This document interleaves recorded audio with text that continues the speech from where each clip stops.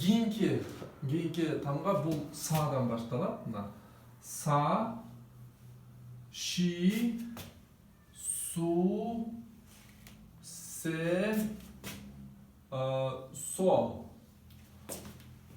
Кыргызча тамгаларында са, ши, су, се, со.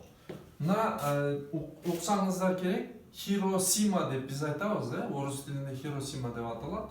Бирок япондордун өзүндө си деген сөз жок, ошон тыбыш жок. Алар бул ши деп аташат. Сини биз орусча айтып аткан сини булар ши деп айтат. Ушуга көңүл бурабыз.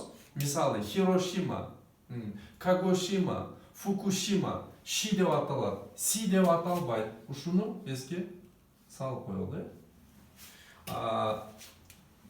Андан кийинки тамгабыз бул та. Дагы бир өзгөчөлүк чи, цу, те, то. Орусча аталышы та. Мынакей чи, цу. Мен уруксат берсеңиздер, мен ушул нерсени латиница менен көрсөтөйм. Мынакей та, чи, цу, т, с, у. Цу, те, то. Дагы бир өзгөчөлүк. Та, ти эмес, та, чи болот да.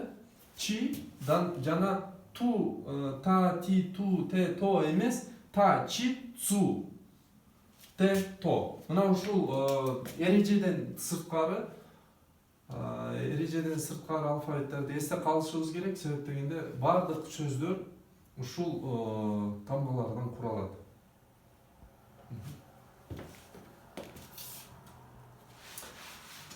Кийинки